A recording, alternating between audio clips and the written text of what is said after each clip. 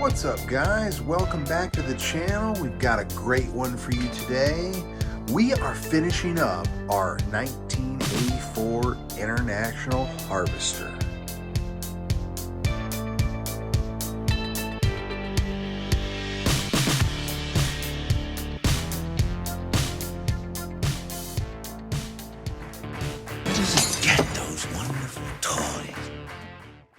So I wanted to give you guys an update before we hit the paint booth on our International tractor.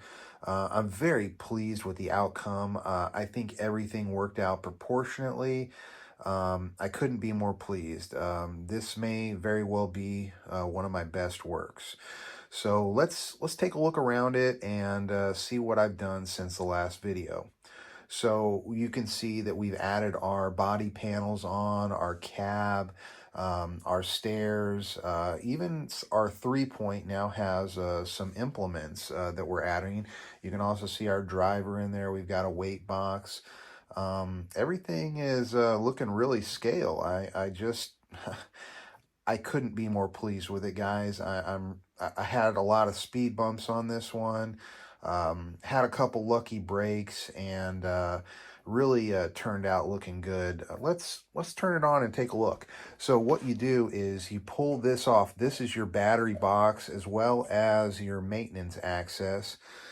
Look at that, guys. Little brake tubing. How cool is that? Cut at a 45 degree angle at a sharp cut there. That's just how it is in on a real 1984 International tractor. So let's take a look inside here. We've got our battery box, just like your Traxxas. It can fit up to a 3S battery. So what we're going to do is we're going to hook it up here. Let's turn it on.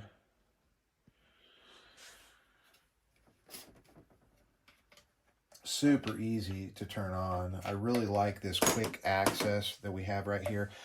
Also, the cab is the same way. We've got kind of a friction in there, and believe it or not, it stays on there pretty well, but you can pull it right off.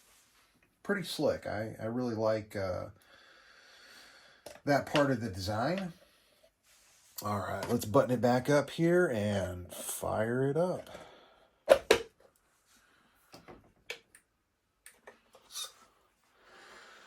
All right, we got some positive sounds there.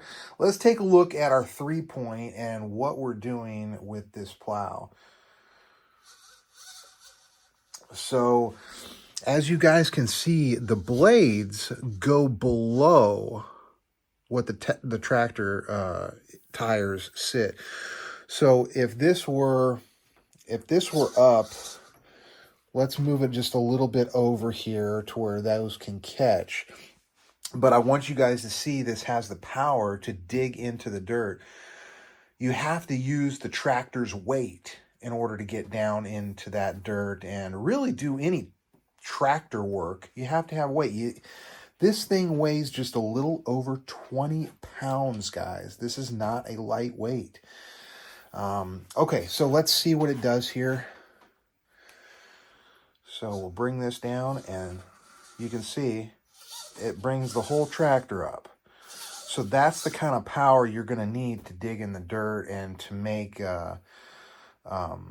some plow marks. So I want you guys to also see right back here the way the servo is when it goes all the way down. Now, watch this servo lock up. Do you see how there is slightly a down angle and these are straight? What that's going to do for the servo is when there's pressure put on this, typically, if you look at the mechanics of where the pressure is going, it's going down. Well, it's already at its endpoint, so it's not going to, you can pick this up and it's not going to overheat that servo any more than regular operation. So typically, if you were to have the servo in this position right here and you were to try to put pressure on it, you see you're fighting the servo. It's going to end up overheating, and you're going to ruin this servo as well as your receiver. So it's really important to keep those servos cool. All right, so this has got 2 planetary transmissions and a 2-speed transmission. So the transmission, you can see it starts right back here, and it goes all the way to right here. That is probably the longest transmission I've ever used. The motor is right up here on the far end, carried over the front axle the way it is in the 1-to-1 world. So this is going to be a red and black International tractor. So once the paint lines get on here, it will look more proportionate. Like this is going to be black, this will be red, this will be black, this will be red. It's going to be just kind of a combination, but some of those paint schemes make the proportions look a little bit more in line. Now, we started off with the Fling Kings right here, which are a great tire. A lot of uses for these. We stretched them over an SCX6 wheel, as you can see there. A tractor wheel has a giant wheel inside of it. You couldn't put a 2.2 tire in here, or a 2.2 wheel rather, and have this look accurate on a tractor. So by giving us a larger wheel, it is more scale. Very difficult to get these tires on. It is not for the faint of heart, I promise you. We ended up going with the Patty tires off of the Losi Mega Trucks, the Boss Hog and whatnot. And these are a lot stouter tire. They can support more weight, and they're actually a little bigger, almost by an inch. So that worked out very well for us. These tires, these duals, can be taken off as well as the cabs, so you can have a different configured tractor depending on your mood. If you want to just have a single wheel, you can just take this off. You still have the long axle, but that's accurate to how tractors look in the real world. So as you can see, the lines on the stairs and the fenders are very close, as they are in the 1-to-1 tractor. This is not going to be a high-speed tractor pulling tractor, so you're not going to be worrying about these tires ballooning. And I don't know that they would balloon much anyway. These things are really stiff. If you guys have ever held these tires, they have a lot of strength in them. So as you guys can see, we've got the front suspension accurate on one pivot point.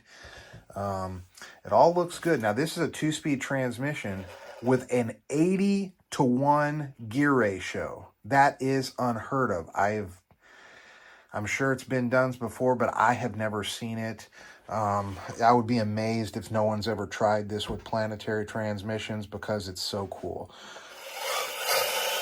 That's full speed. And then you got second gear. A little faster, but still manageable. I think it's very scaled, the speed. Tractors don't move very fast, guys. If you're having to spin the rear tires on a tractor, you do not have a tractor. Obviously, it'll spin in place, but if you're having to spin real fast to get something going, nothing is accurate inside here. Basically, when you purchase a 1-to-1 tractor, you're buying a transmission that comes with a set of wheels and a cab. It's all gears, guys. They're planetary transmissions. I own several 1-to-1 tractors.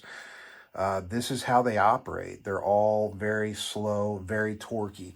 Now, if we were to grab the hitch right back here, let's give a little bit of pull right there. All I'm going to do is give a little resistance, and I'll show you. Look how slow those tires are moving. And those are duals, guys. I am not taking any weight off of this tractor. It's actually moving the whole bench. And it'll do that continuously Golly, that is really tough to hold tight, guys. That is I'm really happy with this. If you guys can't tell, this is my muse right now, because I have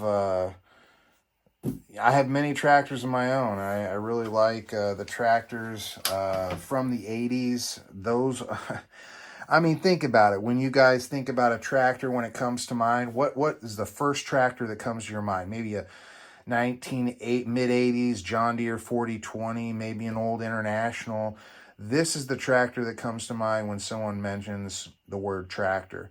Of course, modern tractors are a lot different, but I think that there is something to be said for these, I hate to say antique tractors. I mean, I guess they are 40 years old or so. So this is just really something that I have wanted to put together for a long time. I think as long as I've been building RCs, this has been on my mind. But honestly, when I started building these custom RCs, I don't think I was skilled enough to make this build right away. And it's just like anything else. You have to build up experience. You have to figure out how the material works. If you guys are curious about this material, this is metal. And this is actually a metal composite. And it's got galvanized steel, porcelain, and a composite mixture in there. And it makes to where you cannot bend this material. It is... you can't. You're going to just break something before you break this material. So this is really, really strong stuff. And it's light as carbon, pound for pound. So you have a really cool material to build from, which is why I'm able to do some of these really crazy builds. And I really appreciate you guys supporting the channel, and it really makes a difference. It's not easy to build these. A lot of effort goes into them. You guys can see this tractor, this 1984 International. It will be debuting at Beat the Creek 2025. And we're going to have a couple more implements for it. I've got some rollers. I even have a ripper for just ripping a giant hole in the ground. And if you guys don't think that this tractor will actually do work, you saw how low geared it is. And this is just over 20 pounds. And that's really what you need. You need gears, you need weight in order to make this work. So here I have an idea. This summer, have you guys ever played Farm Simulator? This summer, we're going to build a miniature garden with crops, and we're going to use this tractor and all of its implements to work that garden and to make it grow. And I think that's going to be a really cool video, or a video series. I think that's going to be just, I'm tickled about it. I'm really excited. I've never seen anybody do anything like it, and I think it's time that some farm tractors are built. And if you guys are still trying to pull with this, 3 bolts, you can take out that entire planetary transmission and put in a castle and take the cab off of this, and this thing turns into a super stock pulling tractor. Really, really cool stuff, guys. All right, until the next one, we're going to have this in the paint booth and getting ready for the next video. All right, guys, we will see you later.